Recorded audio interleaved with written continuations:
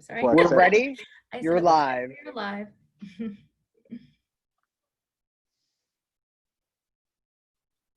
You're live.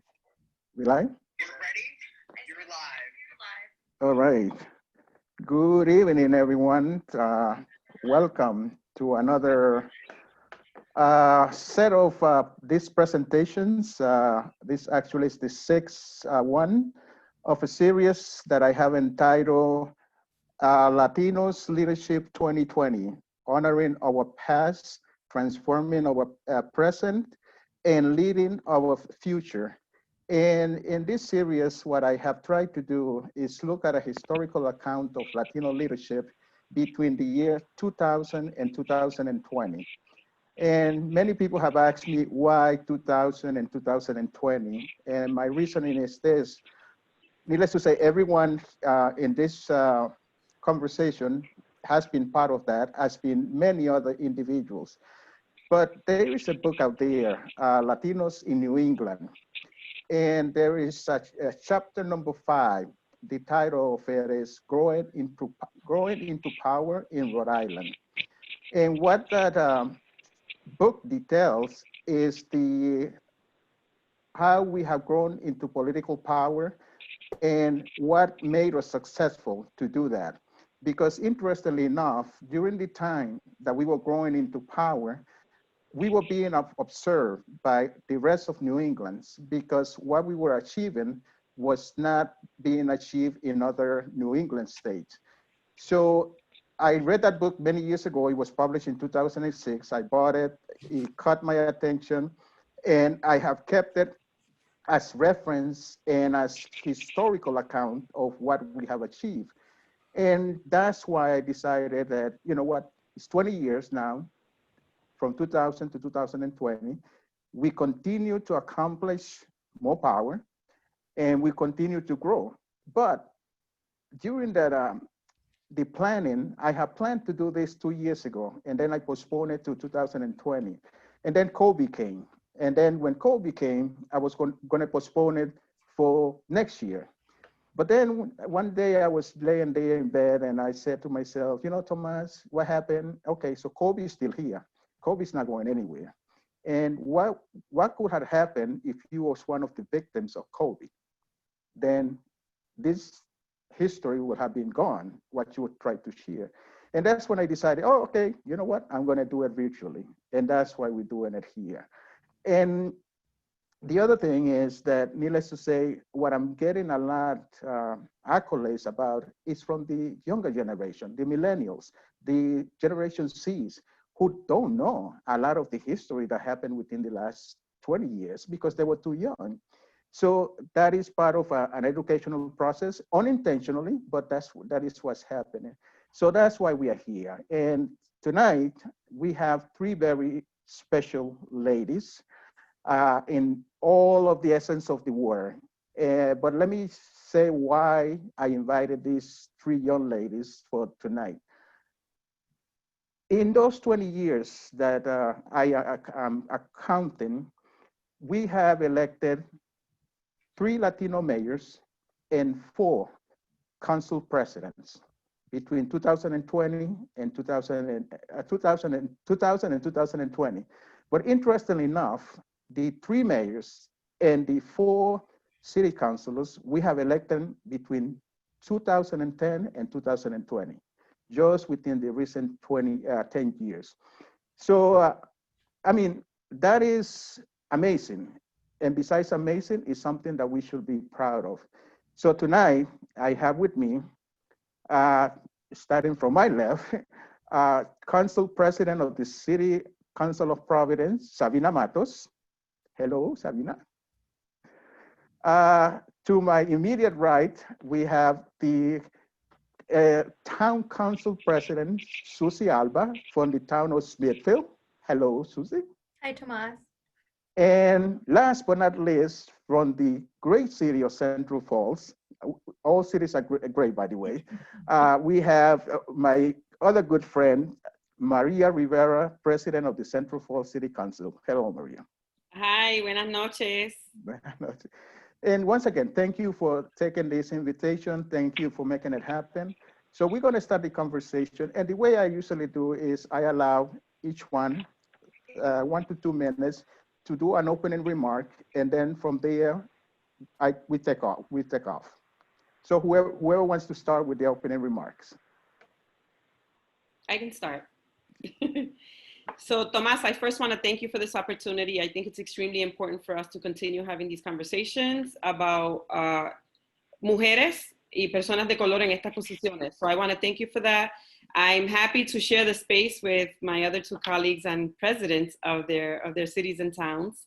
I'm Maria Rivera, the City Council President of the City of Central Falls. This is my second term in office. It's been extremely overwhelming. The amount of support that I've gotten from the community has been very overwhelming. I love working with the community. If you would have asked me 5 years ago what my future plans were, I would have never said I was going to run for office. So I truly have to thank the Latina Leadership Institute, who opened that door for me and prepared me for, and opening my eyes actually, for something that I had no idea that I would have a passion for. I truly have a passion for working for the community, which that's always been a passion, but running for office was never something that I had thought about. And after I've been in office, I know now that this is something definitely that I like, that I love to work with the community, that I love to listen to the issues that we're having right now, that we have all the time, and address those issues. So, you know, working hand in hand with the community as an elected official is extremely important. And I think we can all agree that the reason why the 3 of us are in these positions is because this is the way that we work. We work hand in hand with the community and we listen to them. That's great. I can go next. That was great, Maria. I'm also really honored to be asked to be part of this evening. Thank you, Tomas, and great company with Sabina and Maria. Just a little bit of background, and I say that because I'm excited about the conversation this evening. You know, my father was born in Havana, Cuba. My grandparents immigrated here to Providence in 1966, and very, very few Cubans in Rhode Island at all. We were one of 2 families for decades in the area. I'm very proud of that, very proud of my heritage.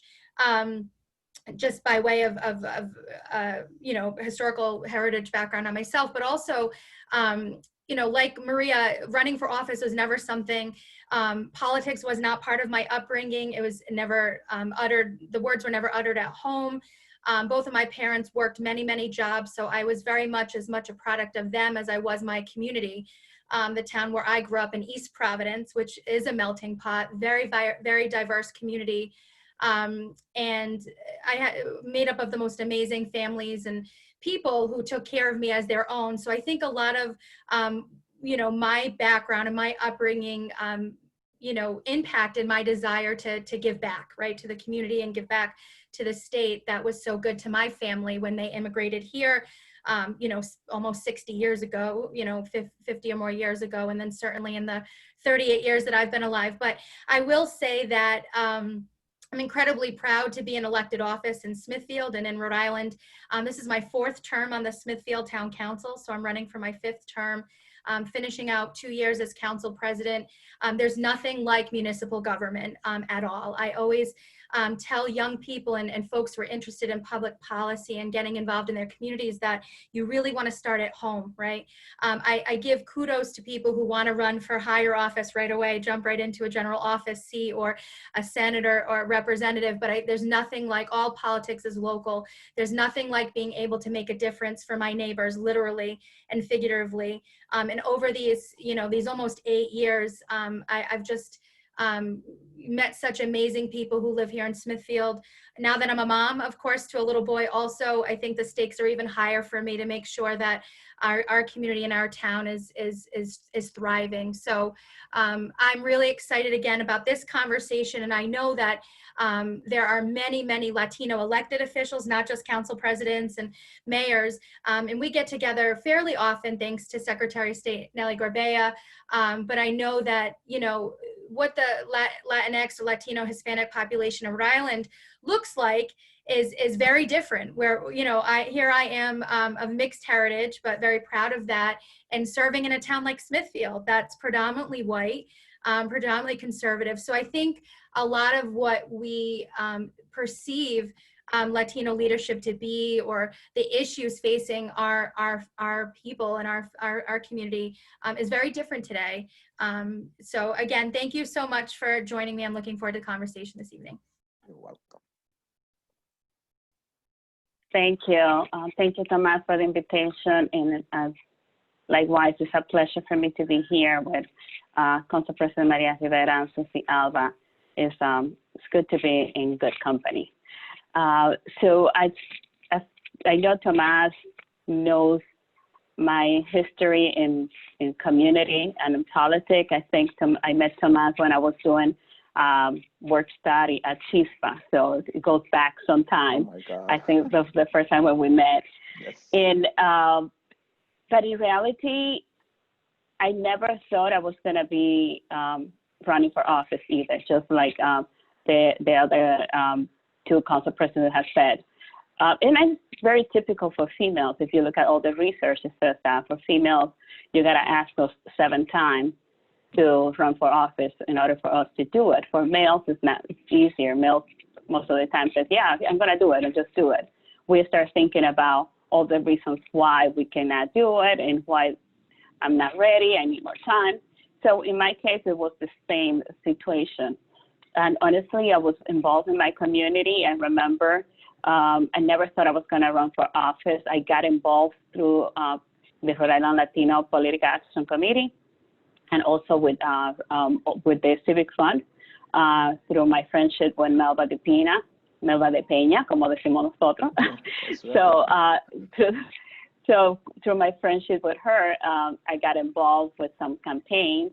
Eventually, 2 council members approached me and asked me to run for office. The Councilman Miguel Luna and Councilman Luis Aponte invited me to Miguel's house and asked me to run for office.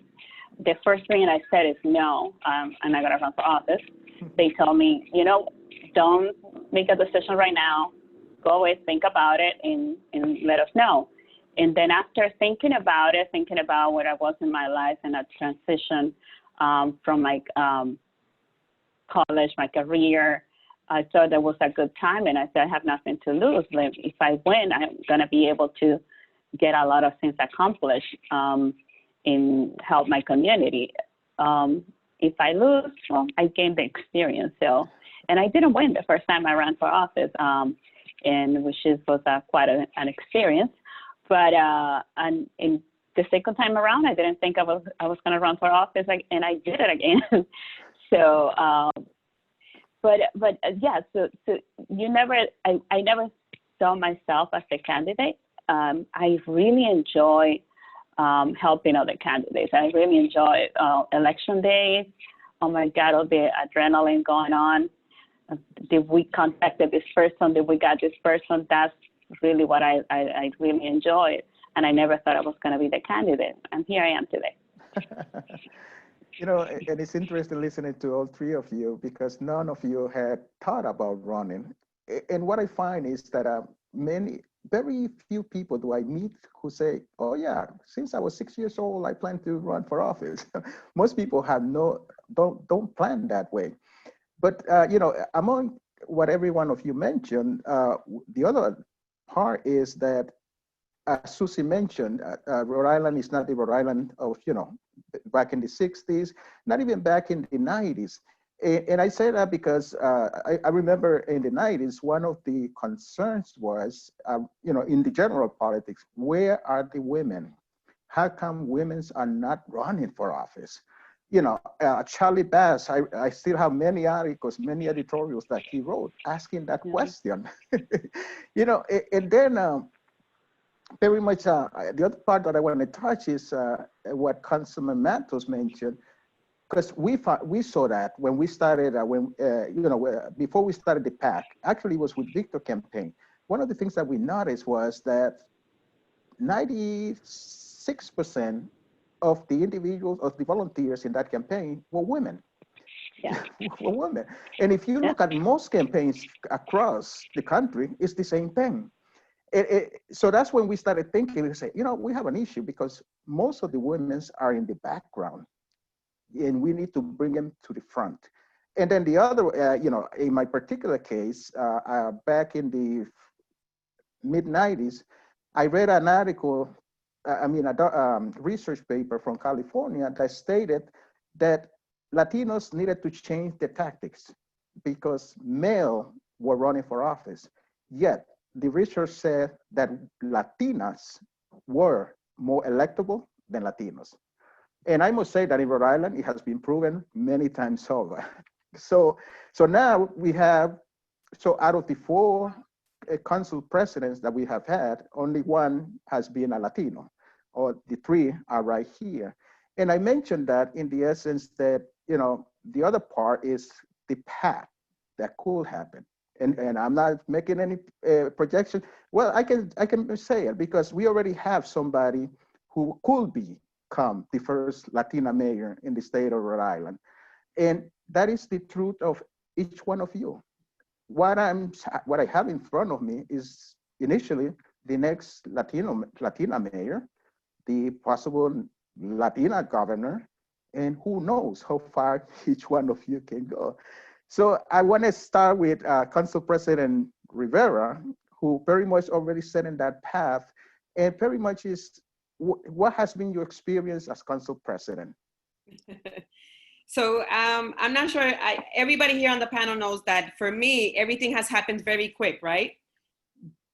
Usually you have to be in office for a certain amount of time. And a lot of the times you have to ask your colleagues on the council or in whatever position for their support in order for you to be in that position. With me, everything has happened really quick, right? Our terms are only 2 years. I did the 2 years. And by my second term, I actually had the council president at the time ask me if I would agree to be the council president. And I thought about it and I said yes. And I also said to him, I'm not gonna ask anybody else for their support, right? I felt that I didn't have to ask everybody for their support. If they believed in me and they wanted me in that position, they would vote for me. And by the grace of God, because I am extremely blessed, it was a unanimous decision and they all voted for me to be the council president. So my first term, I focused on just having the conversations with the community and understanding what being a council member was, right? Understanding the budget, just listening and take it all in, all the good and all the bad. As council president, I feel like I moderated a little bit the way the council works. So our council meetings would last 4 and 5 hours. Wow. And many times there were no solutions. Like we would have these conversations of just bickering back and forth, positive things, negative things with no solutions. Now on the council, I've made it a point that our council meetings should not go past 8 o'clock. And as the council president, you set the standard, right? You have so much time to talk. If we are on the subject, we can continue having the conversation. But if we're not on the topic, there's no reason to continue the conversation. We need to continue the conversation about whatever is on the agenda, not the going back and forth. So our council meetings now are more organized. The council is happier. The clerk is a lot happier. Public comment is more organized. We give the opportunity, which we did before, give the opportunity for public comment, but now we have, like everybody gets 5 minutes. They have enough, 5 minutes is more than enough unless it's a bigger issue, which we could extend it. And just having that relationship as the council president with the mayor, I think it's extremely important to work with the council. And I've worked very hard with the mayor in making sure that we can work well together. And that does not mean that I agree on everything that the mayor wants, because we agree to disagree. But this past year and a half, we've agreed a lot more than disagree. And when we disagree, we try to come to terms where everybody on the council is okay with the decision that we're making because it's gonna benefit the community. This is not about Maria Rivera. This is not about Mayor James Diosa. This is not about any of the council members either. This is about what the decisions we make now at the council level. How is this gonna affect our community, and is it for good or is it for bad, right? And if we don't agree with it, then we need to speak up and say, we don't agree with this, we need to do something about it. And I can give you an example. We're getting a train station in the city. An ordinance was presented to us, and we're all concerned about gentrification. We held that ordinance for a few months until we could get a housing trust in place. So myself, Councilwoman Jessica Vega, and Councilman Jonathan Acosta worked really hard to make sure that we got a housing trust in the city that's going to be able to help the community that we have here and fight back on the gentrification. So we've done a lot of work. There's a lot more that can be done. I know that you spoke a little bit about what my year has been like. Everything has been, like I said, really fast, and now I'm running for mayor. Which I still tell people, you know, you need to pinch me. But again, this is not about Maria Rivera. The community has put me here. You know, 5 years ago, I never thought about this, and this is what the community wants. They have asked for this. The support has been extremely, extremely overwhelming. I wake up every day. I swear I wake up every day with either a text message or a message on my social media with somebody saying a prayer for me or telling me they had a dream about me, about my future. So, you know, I am letting God lead the way for me. And we're going to continue moving Central Falls forward. The mayor has done an excellent job. For those of you who come to Central Falls often, you can see the difference, right? When he took over the city, there were a lot of houses boarded up. The city was not as clean as it is right now. We didn't have as many businesses. The city's a lot cleaner. We have so many more small businesses in the city. People are welcoming, but there's still a lot of work that we have to do. And I'm very much looking forward to all the work we're going to be able to accomplish with the community and my colleagues in government, right? Because this is not about me. This is about all of us working together and continuing to move Central Falls forward. Thank you. President Alba. Sure, I have a lot to say on this topic, actually, about women and sort of how we get to where we are and how we think about where we're going to go.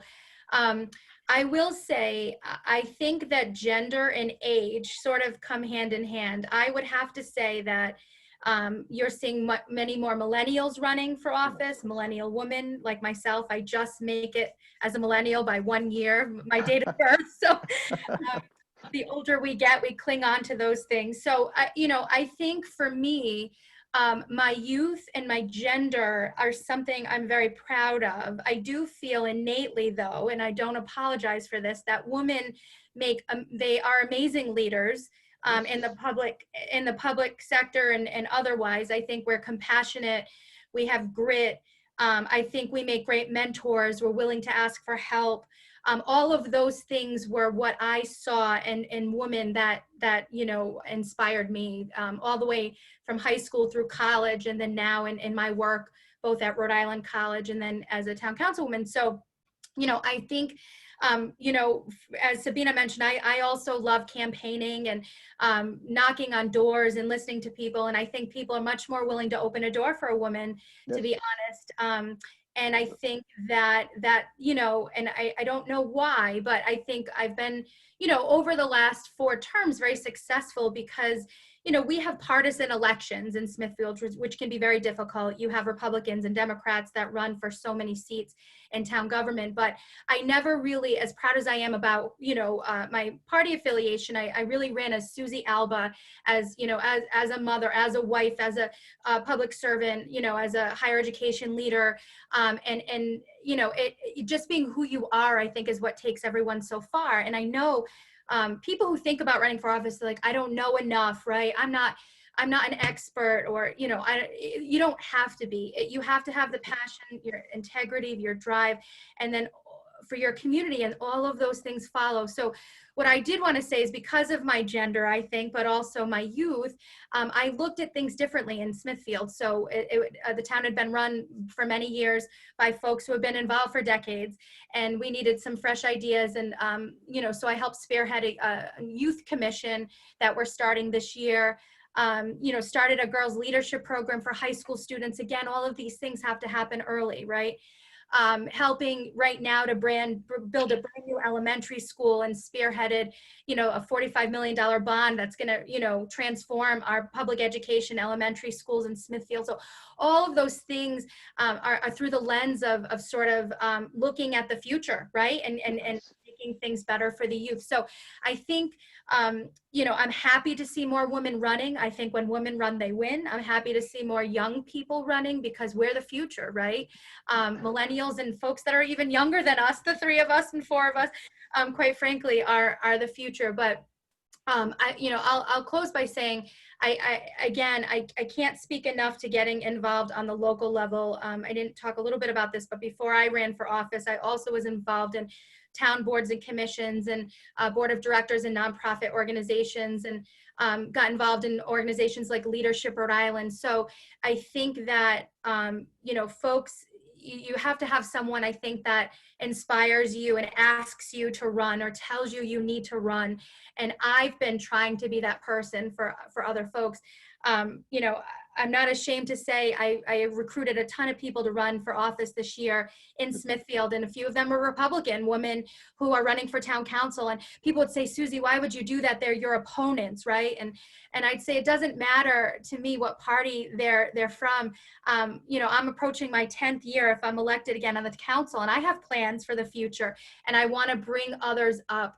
Doesn't matter what party they are, as long as they have a passion for the town and want to do what's right. So I get really excited about the topic of women running for office. I think that we're all moms, right? We're all three of us, and we're all working, and we're all doing this. It's achievable. It's achievable. It's doable, and we continue to work hard and go even further. And there are more opportunities out there for us and for others that are coming up behind us. Thank you. And before I go to President Matos, I just want to interject here. And first of all, I want to agree with you 100%. Women are better leaders. That you don't have to doubt it with me, because I definitely do believe that. But I also going to President Matos, and when you talk about being a woman and looking at things differently, so for instance, I was thinking, here we are in this virtual meeting, and I say that because I remember when Councilwoman Matos was elected president, we had a conversation, and she said to me, what I want to do, one of my visions and goals, Tomas, is to set the city council for the next 20 years. I want to bring technology, because you never know. And then COVID came and everything changed. And I always think about you, President Matos, because I remember that conversation. And I mean, what a vision, or most importantly, what a commitment to change the city council into the future. And here we are. Thank you, Tomas. Yeah, I remember that conversation. And it's what I've been trying to do with the Providence City Council is that to make sure that the institution of the city council is strong, because we have to make sure that there is a check and balance. Just like President Rivera was saying, our job is to work with the mayors.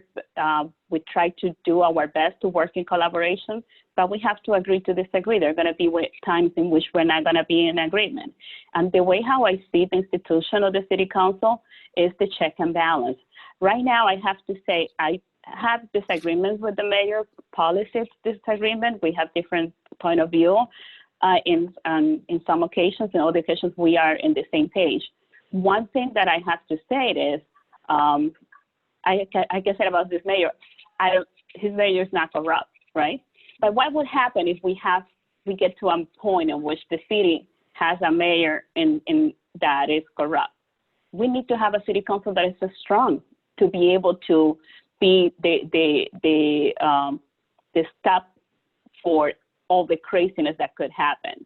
So that's why I'm very passionate about making sure that the institution of the city council is so strong that it does its job. I don't want the city council to do the job of the executive. That's why we have the mayor. But I don't want the mayor's office to do the work of the city council. That's why we have a city council. So I want to make sure that the two institutions are strong and each one understands the role that we play in keeping government accountable. But President Rivera was saying how things turned out for her running for president. In my case, it hasn't been easy, I have to say. So when she was speaking, I was thinking, oh, like, oh, I wish it was that easy. No. In my case, as many of you know, I was the acting president at some point. Unfortunately, I didn't win to state as the permanent president at that time, so I was voted down. I didn't get the support, which some of the colleagues, which I thought I had the support. I ran for my reelection in the city council. The first time, my first reelection, I didn't have an opponent. For this second time, I had an opponent.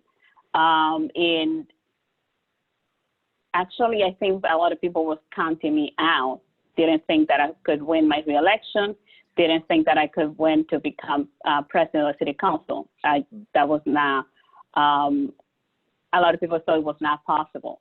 But I think that my approach has been this, is I think it's being at front, being honest with my colleagues in the city council, understanding that there are times in which we are going to agree, there's times in which we're not going to agree, understanding and communicating to them that I want to respect them and their position.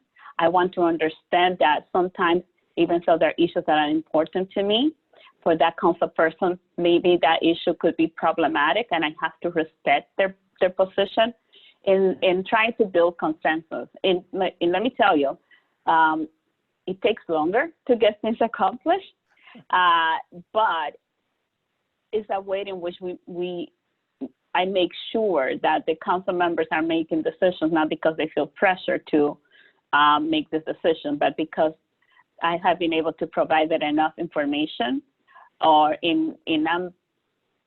I'm clear that sometimes I don't have to be the messenger. Sometimes my colleagues in the city council need to hear why an issue is important, not from me, but maybe from a constituent or someone else.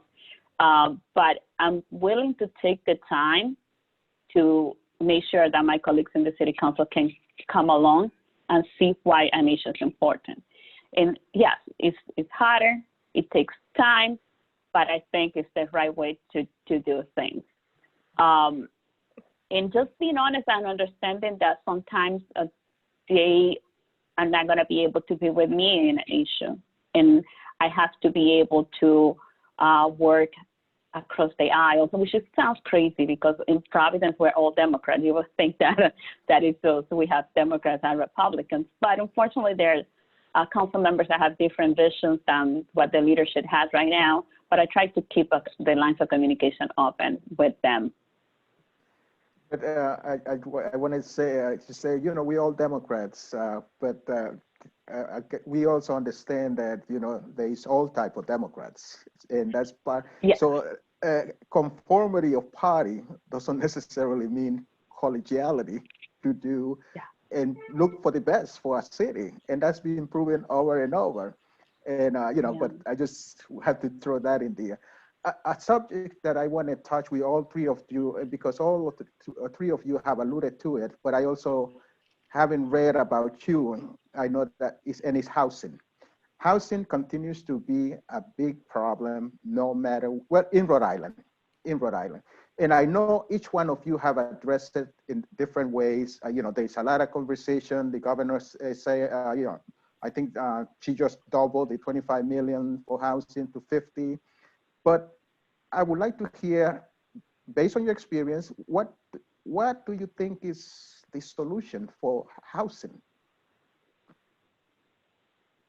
Anyone? So I'll begin. I think so. I do want to say, actually, housing and access to affordable housing was an issue that right through college I had worked on.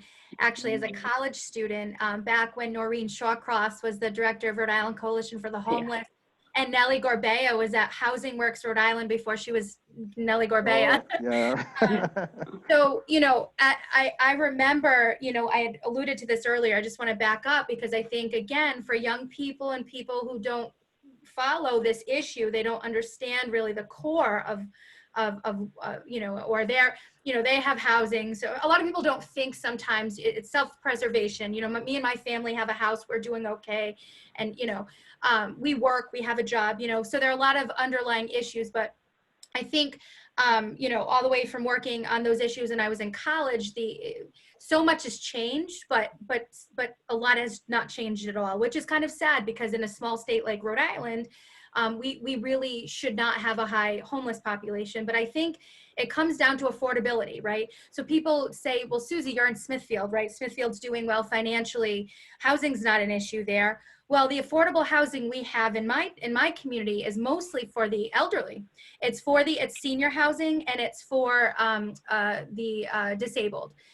We don't have affordable housing for families, for single mothers with children. So they don't even qualify. If you're someone who wants to come to Smithfield or live in Smithfield, or you grew up in Smithfield and you need a safe place to live, we don't even have it for you. There's no inventory for families. We have 5% affordable housing in my town for families. The rest is for the elderly, the senior citizen population. So I think, Tomas, I don't know what the solution is per se, but I think the affordability is obviously an issue. The access, the inventory, right, is just not there. I think that there's a lot working against folks, right? You know, it's a combination of you need to have a steady job, right? You need a place to live. Someone who's living in a shelter, you know, especially if you have children, it's just a trickle effect. And if you don't have a place to live, and then you may not have a steady job, and it just goes on from there. So I think it's educating the Rhode Island community at large, not just the policymakers, right? We have a responsibility. Yeah. We have a responsibility to make sure that folks are getting access and to affordable housing, but it's educating people in Smithfield, Central Falls, Providence, wherever, about why folks you know, have these issues of affordability and access. And I think that we need to put more pressure, quite frankly, on our policymakers that have a direct impact, because these organizations like Rhode Island Coalition for the Homeless and Housing Works, and they've been fighting for years, right? The Amos House and providing resources for years for Rhode Islanders, and we still have some serious issues. So with that being said, I do what I can here in my community, and certainly, you know, I know that there are some innovative ideas out there, but I know that we haven't solved the problem yet. Okay. So I can tell you from my perspective, I started actually getting involved in the community by being a member of Owneyville Housing, which now is One Neighborhood Builder. So I had seen firsthand the difference that affordable housing does, good quality housing does to a neighborhood.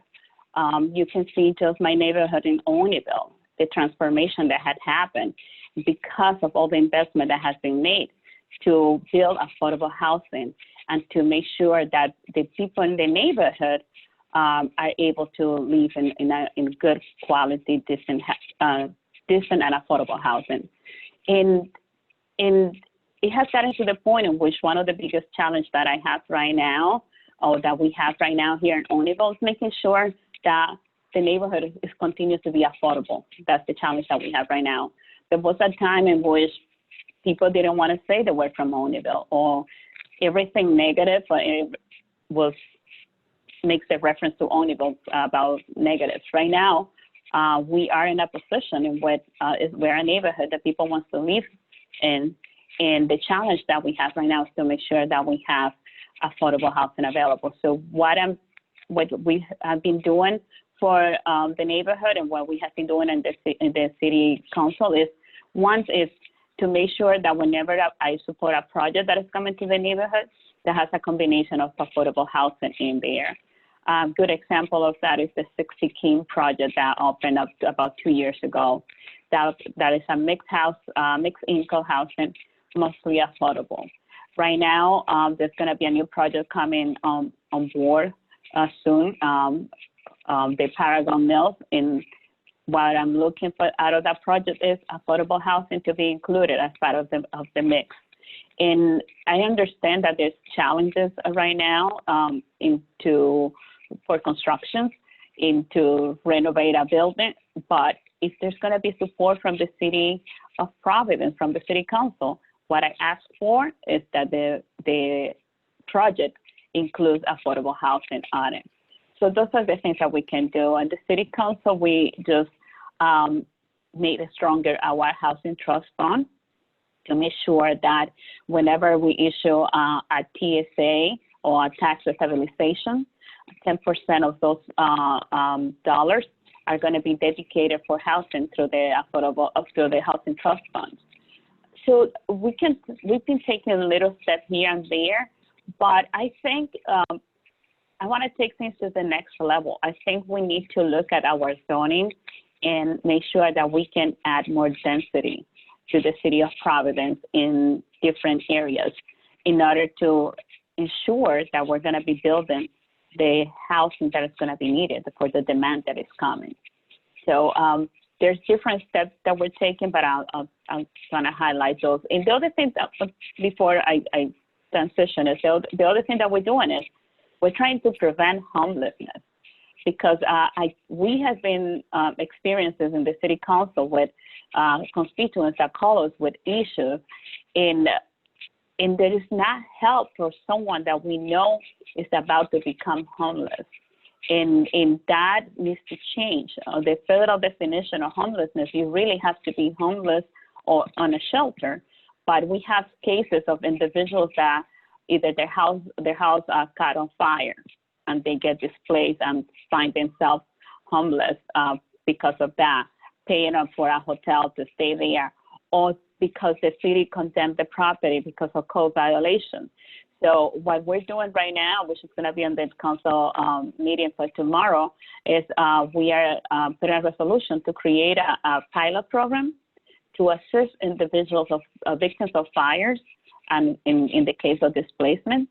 So we provide funding for them so they can pay for the down payment and the first month of rent of the new apartment where they can go. Sabina, I'm so happy you brought it up, and I want to see a copy of that, because that's something that I want to have here in Central Falls. It's so hard for me to understand when somebody loses everything in a fire that we really can't help them. That there is not a pocket of funding that we can look into to help this family, that they're going to go to a hotel because the Red Cross is going to help them for a few days, and then they're basically homeless. And that we make all the calls that we have to make, and nobody can help us place them somewhere. So, it's a conversation it hurts my heart that I have to have this conversation with the residents when they are in a situation and I'm trying to help them as a leader of the community, and that I really don't know who else to call. That we have to start as elected officials, GoFundMe accounts to help these families with their deposit and their first month's rent so that they can get back on their feet. That should not be happening like that. Funding should always be available for these emergency situations. COVID hit our undocumented community extremely, extremely hard here in Central Falls and Providence and Pawtucket. When these families were calling me and telling me that the landlords were going to go into their house and take their stuff out, or lock their door or change their locks, what was I supposed to tell them if there was no funding available for them? Mm-hmm. Us as elected officials, to me, that's our responsibility, and we need to be held accountable. Like, we need to continue making the calls, advocating for this type of funding. I know that I questioned a lot. There were organizations raising tons of money to help families in this situation, and my question was, this money is being raised, tons of money was being raised, but when is it going to start being used? Or how long do families have to wait before they can start getting some of this funding? Gentrification has been a topic of the city now for like the last 2 years, with the conversations regarding the train station, and myself and the council have continued having the conversation in making sure that, we're all for economic development in the city, right? We want to see people come into our city and invest into our small businesses, but we also don't want to see the residents of this community, our community, be kicked out. So establishing the Housing Trust Fund, I think, was huge for us in the city. And not only establishing it, but once these developers start coming in here, and start building, that we make sure that they start pitching into this housing trust fund, and that we work with organizations like PCF Development, or give the opportunities to landlords in the city that need to fix their homes and are going to give affordable housing to the residents, for us to continue helping them.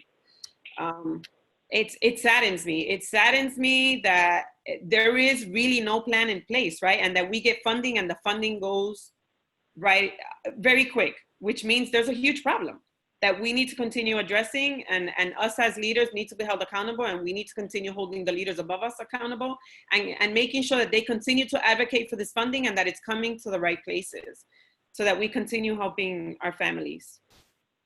Thank you. And needless to say, the reason I brought that up, because it is an issue and it is a problem.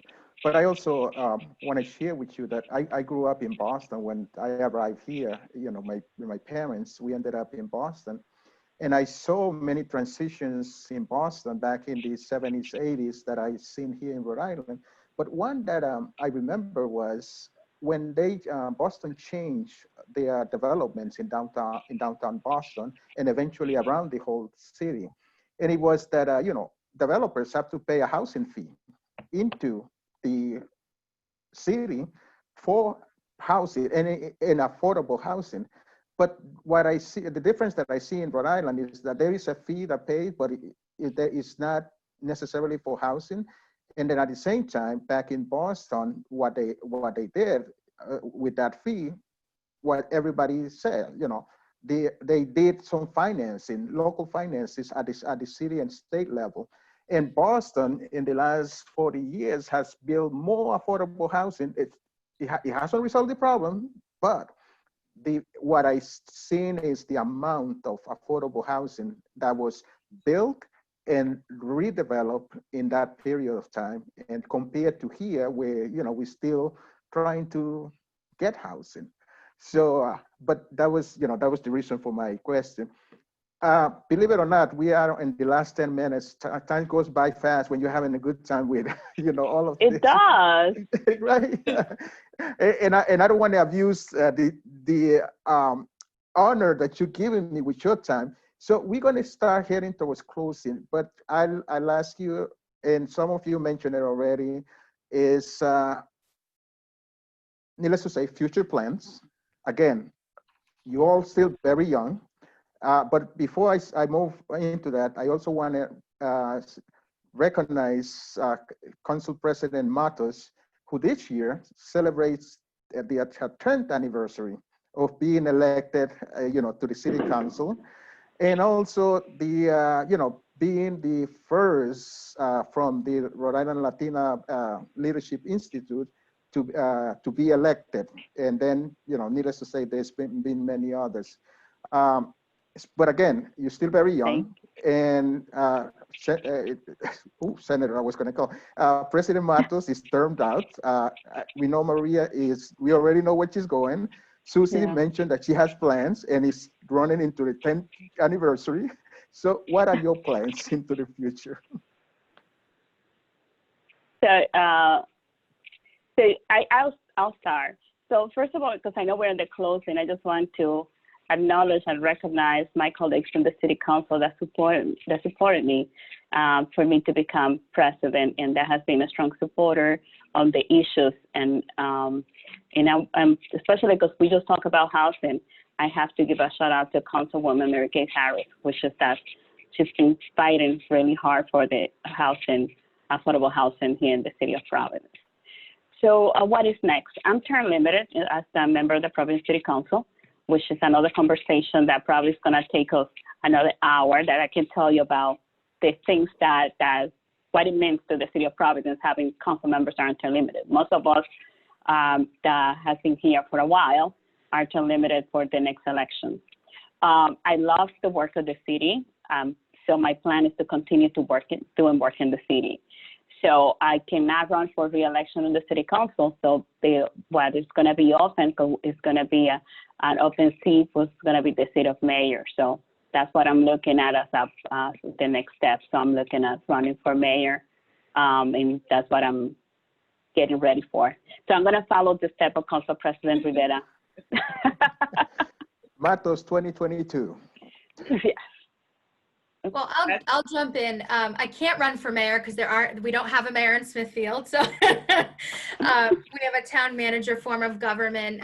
But I also want to acknowledge my colleagues on the Smithfield Town Council and the town manager and all of the incredibly hardworking town employees. I want to say, and I'm sure Maria and Sabina will agree, we could never do our jobs if it weren't for the hardworking staff of the cities or towns that we lead. They're, the police chief, the fire chief, the, DPW, everyone, they're the backbone, the town manager of the community. And I will say, having been the council president these last 2 years, I hate to say, Sabina, because we have a different form of government here, we only have 5 members on the council. We're all at large. It's been wonderful for me, actually. We all get along.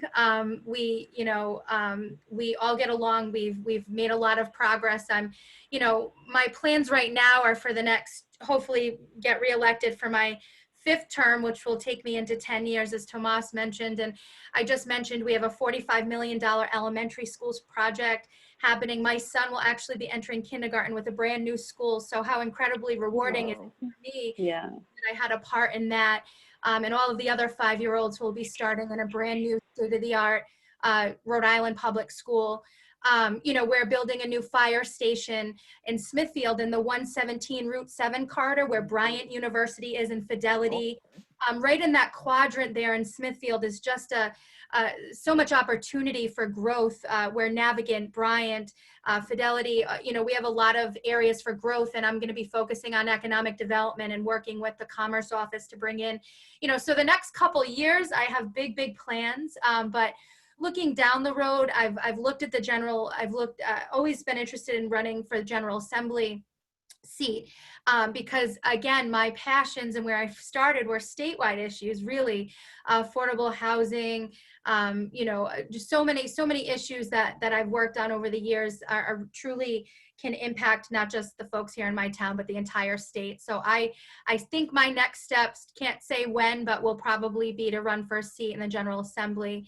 But I respect both of my friends here who want to run for mayor in their communities. I think that's fantastic. And again, I do think when women run, they win. And when women win, they lead very well. So I know that Central Falls and Providence will be in great hands if the 2 of you are successful. And I look forward, to my continued service to my town and the state of Rhode Island. Sabina, congratulations. Yeah. This is exciting. You heard it here first officially. Yes, this is exciting. I love sharing the space with both of you. Yeah. These are conversations that we should continue having. And I think we empower a lot of women that listen to us, and we need to continue empowering women to run for office. We lead different, we listen, we get things done, and we are changing the way politics works, which to me is extremely important, right? That we run for office because we truly believe and have passion for what we do, and we're there for the community. I already said, for those who weren't here before, I'm running for mayor. That's my next step. I'm overly excited, overwhelmed with the amount of support. I want to continue the work that Mayor James Diosa has done for the city. I'm committed to the residents of the city. And people, I tell everybody, you need to hold me accountable. If there's something that you don't agree with, you need to hold me accountable. I love going out and listen to the residents. I started making calls, and I have to tell you that I haven't had one person that has said no to me. So to me, that's extremely overwhelming. Sometimes, I have to tell people, pinch me, please, because this is, to me, this is also surreal and it's like a dream. But, I want to continue moving our education system in the city. For me, that's going to be one of my priorities. For years, we have continued to fail our kids, and it's extremely upsetting. And it's time for all of us to come together, all the stakeholders. I add myself and say, I have failed the children of the city. This is not about the Department of Education. This is not about the board here in the city. This is about all of us coming together and trying to figure out what is the problem and what are the solutions for us to help our kids, because ultimately it's the kids it's our future, right? They are the future of the city. So we need to work really hard in trying to figure out how can we help our kids succeed, because right now we continue to fail them. I want to continue working with economic incentives for small businesses. And something that has been a passion of mine for the past few years is working with the immigrant community and making sure that we continue to protect them. You know, I'm huge on licenses. I think it's an advantage to the state for many reasons, for our undocumented community to be able to have a license and drive legally in our state. Affordable housing, which we already talked about, is something that we need to continue having the conversation about and advocating for in our city. And community safety. Our safety has been our community, has been the safest it's been in years. And we need to continue making that, doing that work and making sure that our community trusts our police department, and that we continue working together and making sure that that trust is there and that we're here to work together. So I'm overly excited. It's an honor for me to share the panel with the three of you. Thank you, Tomas, for bringing us together. And I think we need to do this more often. And thank you to all three of you again. And all of three of you alluded to it. My intent with this is to start this conversation, but just in this conversation, imagine the power, not of the Latino community, but of Rhode Island. If we can get a dialogue among elected officials, and my plan is to start with Latinos, but eventually move forward.